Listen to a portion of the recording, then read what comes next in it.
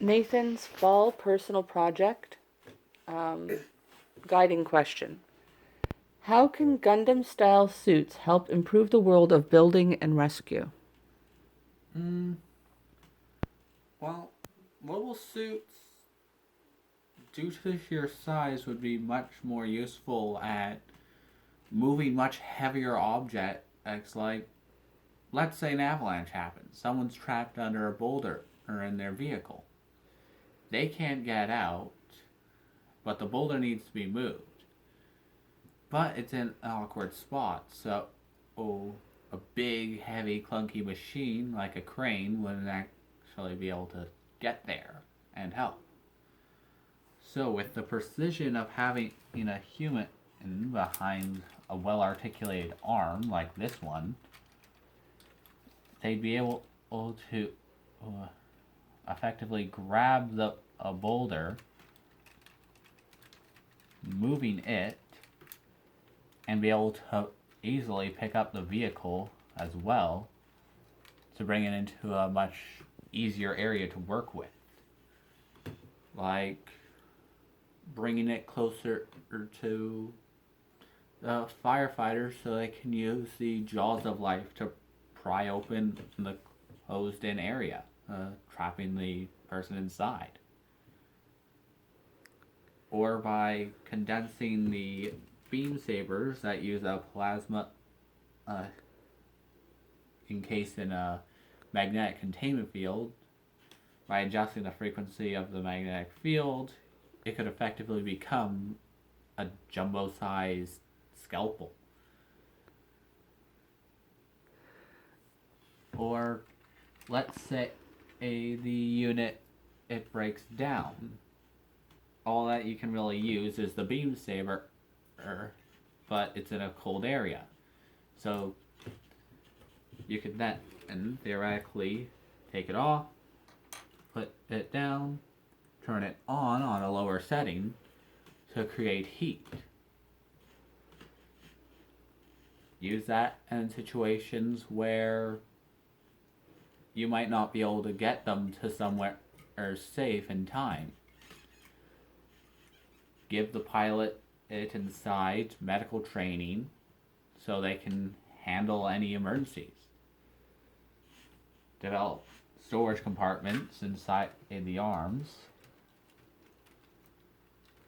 to hold stuff like medical kits. Because in some emergencies, you wouldn't be able to get them to a hospital to be treated right away. You'd have to theoretically stabilize them. Because leaving them with that many open wounds in, let's say, sub zero climates, suddenly, by using in your head and training, you could save a life much easier and much faster than any helicopter.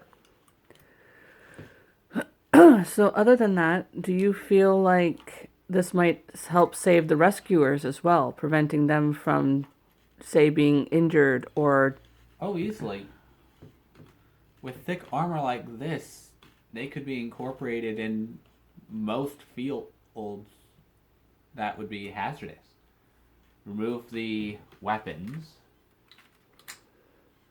and let's say give it a few heavy set tools. Let's say a precision plasma welder. Then you could make it go from combat or rescue into construction. Modify certain aspects of it. Let's say mm,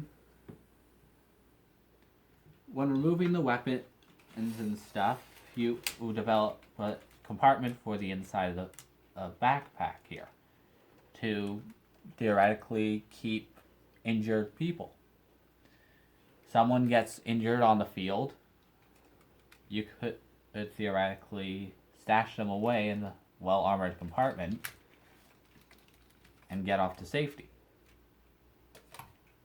Or, due to with the design of the RX-78-2 in particular, you could effectively get rid of the big heavy armor and eject the core fighter, effectively an escape pod for situations where you're not sure if you'll be able to get this hulking mass of metal out of, let's say, the battlefield. Sorry. Troops, more often than not, are stuck on the battlefield because these big heavy machines like tanks are damaged beyond the point of repair, but they're trapped inside. Something's blocking the door. Maybe the door has been heat sealed shut. They're losing air. They're losing their chance to escape. By incorporating a launching mechanism like the RX has here, you could theoretically save that many more soldiers. Are there any design changes that you would make to make it better accessible for this? I would say instead of having it at 18 meters tall, maybe you bring it down to 16 or maybe 15 meters. While it's only a couple meters shorter, it would greatly reduce the amount of energy needed just to move. And you could streamline a lot of the functions to bring down the cost. Let's say using the RGM-79, aka the GIM, a mass production type using the same base design as the RX here, they removed more of the larger armor panels to make it much more lightweight and reduce the number of parts, as well as removing the core fighter functionality entirely. Personally, I wouldn't do this, since this could make the difference between someone living or dying. For on the battlefield, I would definitely replace the beam weapon here, the beam rifle, which only has a usage of 16 shots before it's effectively dead weight. Because of its older in-universe design, it was restricted to 16 shots before it was dead. And a weapon without any ammo is just dead weight.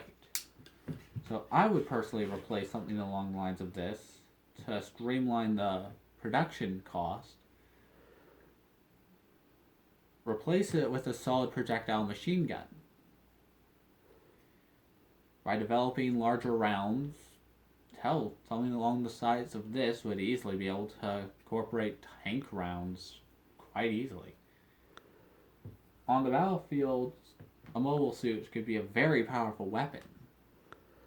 But if production costs were brought down enough, and those with proper training got their hands on one, it could also do great good for the field of rescue.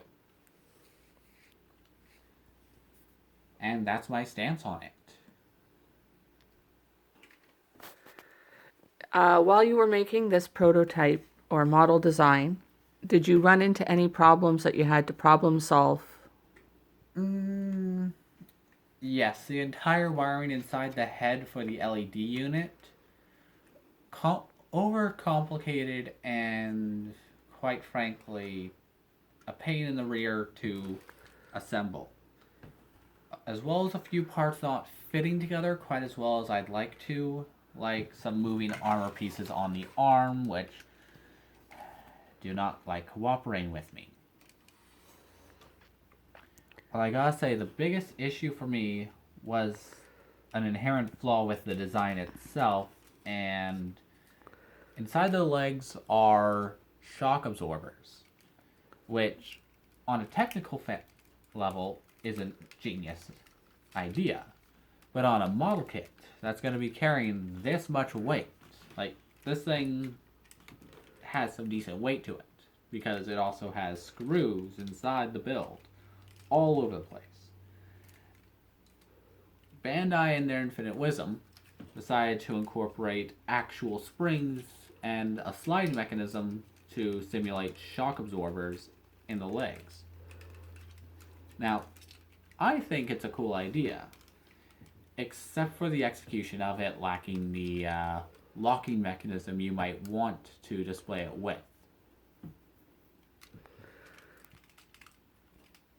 Anything you would like to add about your build, your concept ideas, or anything of that nature? Well, as of now, I don't really have any big plans for this unit, this one in particular. I'm going to do it up as best as I can, make it look good. I'm primarily going for accuracy to the series it's from,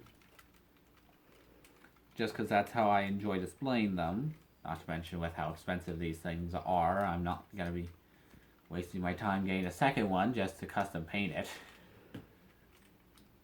Understandable.